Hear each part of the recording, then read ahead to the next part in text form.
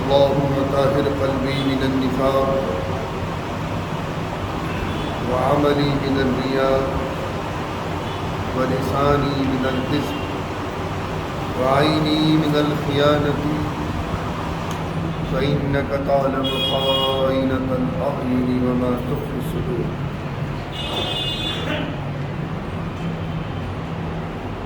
عزیزان گرامی، آئیے ہم سب مل کر ماہ صیام کا استقبال تہہ دل کے ساتھ بارگاہ قدسی میں کریں۔ اللہ کا لاکھ لاکھ شکر ہے کہ گزشتہ 2-2.5 سال کووڈ کی نظر ہو گئے اور پچھلے 2 سالوں کے رمضان شریف اس شان کے ساتھ، اس تابانی کے ساتھ میں، اس چمک دمک کے ساتھ میں ہمیں نصیب ہونا چاہیے تھا، وہ نہیں ہوئے۔ ہندوستان نہیں بلکہ اس کووڈ نے پوری دنیا کو پیک کر دیا تھا، یہاں تک کہ حرمین شریفین بھی پیک ہو چکے تھے۔ عجیب نفس نفسی کا عالم، قیامت صغریٰ قائم تھی۔ بہت سی سنتوں کے جنازے نکل چکے تھے، مصافحہ نہیں کر سکتے، وائرس لگ جائے گا۔ جماعت میں، نماز میں جماعت مل کر کھڑے ہونا سنت ہے، اس پر پابندیاں، سوشل ڈسٹینسنگ کے ساتھ کھڑے ہو۔ عجیب نفس نفسی۔ پھر منسٹری، ہیلتھ منسٹری کی طرف سے جو گائیڈ لائنیں آ رہی تھی بار بار، یہاں تک کہ مجبوراً گھروں میں نمازیں ہوئیں، گھروں میں جمعے ہوئے، گھروں میں عیدین ہوئی، لیکن یہ حالت مجبوری تھی۔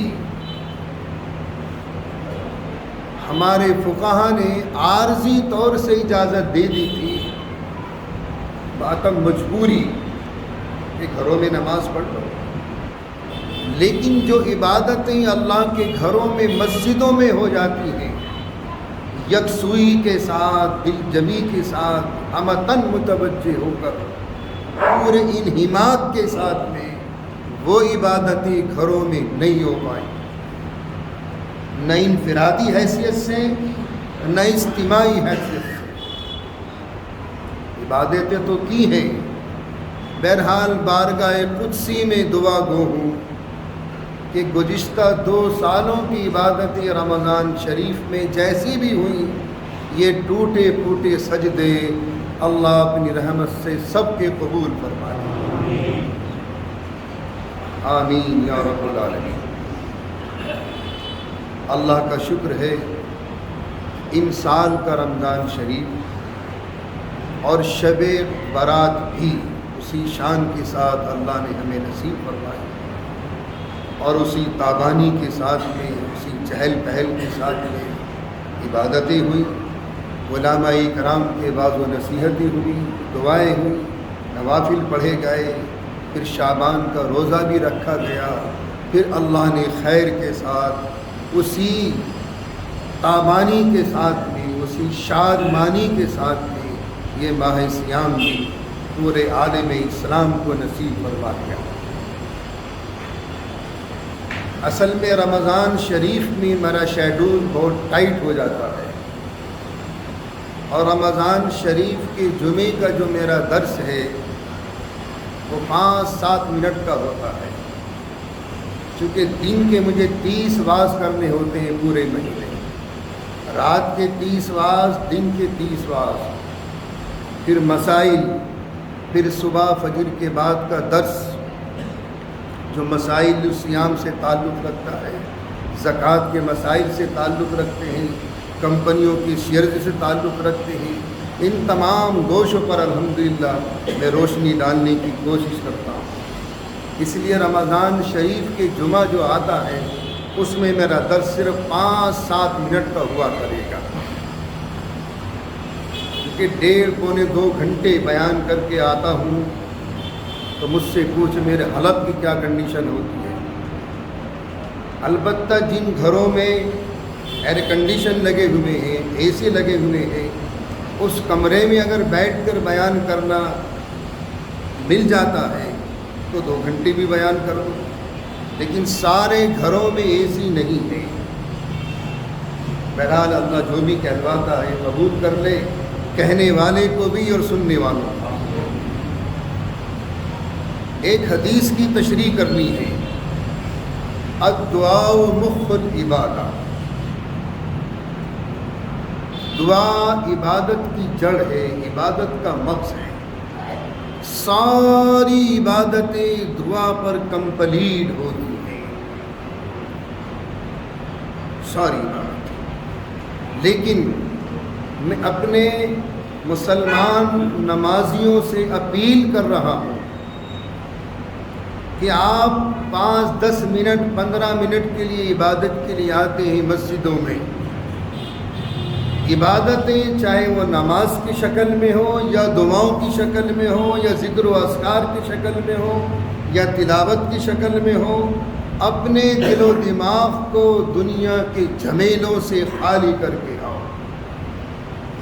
یعنی مقتدیوں نے نیت تو باندھ لی امام کے پیچھے اور پتہ نہیں چل رہا امام نے پڑھا کیا، کتنی رکعتیں ہوئی، وہ اپنی دکان کا حساب لگا لیا کرے۔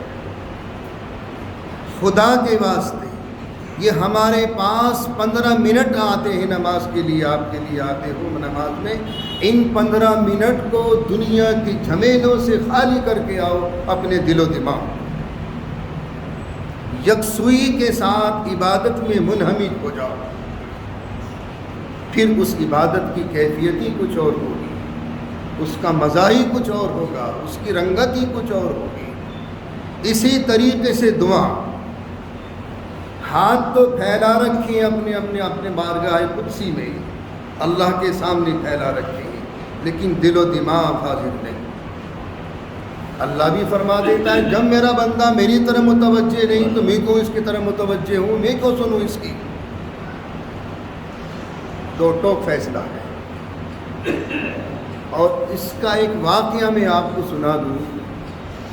ایک کتاب آئی ہے، علماء کی نظر سے گزری ہوگی، جبال الذنوب وسیل الغفران، گناہوں کے پہاڑ اور مغفرت کا دریا، یہ اس کا ترجمہ ہے۔ اس کتاب میں پھر ایک کتاب کا حوالہ ہے اور ہے تنویر الاذہان۔ اس کتاب میں وہ واقعہ لکھا ہے جو نصیحت آمود ہے۔ سیدنا حضرت موسیٰ علیہ نبینا علیہ الصلاۃ والتسلیم تشریف لے جا رہے ہیں، ایک شخص کو دیکھا کہ وہ دعا مانگ رہا، گڑ گڑا ریا، آہو فغا کریا اللہ کے حضور میں۔ حضرت سیدنا موسیٰ علیہ السلام کی بے شک ایک استثنائی شان ہے، یہ پہلی شخصیت ہے نسل آدمی میں کہ جن کو اللہ تعالیٰ سے دنیا کی حدود میں ہم کلامی کا شرف حاصل ہوا۔ اس میں کوئی شک نہیں، اس معیار بیان کر حضرت موسیٰ کی شان استثنائی ہے، یونیک ہے، ایک منفرد شخصیت ہے۔ حضرت موسیٰ علیہ السلام ٹھٹک گئے، اس کا رونا دیکھا، کھونا دیکھا، فغا دیکھی، گڑ گڑانا دیکھا، اور جو نعمتیں وہ اللہ سے مانگ رہا تھا، دل میں خیال آیا پروردگار جس لجاجت کے ساتھ، جس عجز و انکساری کے ساتھ میں، جس آہ و فغاں کے ساتھ میں یہ بندہ تجھ سے مانگ رہا ہے، اگر خدا کی قسم وہ نعمتیں میرے پاس ہوتی تو میں اس کو دے دیتا۔ یہ جرأت تھی حضرت موسیٰ علیہ السلام۔ بہرحال ان کی شان الگ ہے، اور رسول بھی ہے، نبی بھی ہے، صاحب کتاب، ان کا حق ہے، صاحب امت بھی ہے۔ وہی آئی، میرے موسیٰ بے شک یہ مجھ سے مانگ رہا ہے، گڑ گڑا رہا، آہو فغاں کر رہا، رو رہا دھو رہا، لیکن اس کا دل و دماغ میری طرف متوجہ نہیں ہے، کہیں اور ہے۔ اللہ تعالیٰ جس طریقے سے ہماری شکل و صورتوں سے واقف ہے، ایسے ہی ہمارے دلوں کے بھید سے بھی واقف ہے، میری طرف متوجہ نہیں ہے۔ جب یہ متوجہ نہیں تو میں اس کی کیوں سنوں میں اس کی؟ تو پھر اللہ کے نبی نے اس کے کان میں سرگوشیاں کی، ابے دل و دماغ کو بھی ایک طرف کر لے، کہ دنیاوی جھمیلوں سے ہٹا کر اللہ کی طرف متوجہ ہو جا، پھر تیری سنوائی ہوگی۔ ان کے دماغ کی سلوٹیں کھلی اس مانگنے والے کی، اور پھر یکسوئی کے ساتھ پورے انہماک کے ساتھ میں ہمتن متوجہ ہو کر پھر اللہ سے دعا مانگی۔ حضرت موسیٰ علیہ السلام ارشاد فرما رہے، اللہ نے وہ تمام نعمتیں دے دی جو وہ مانگ رہا تھا۔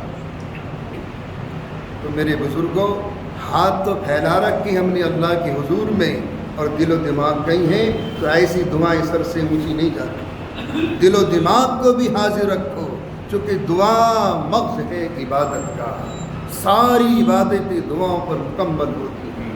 انشاءاللہ باقی تفصیل آئندہ جمعے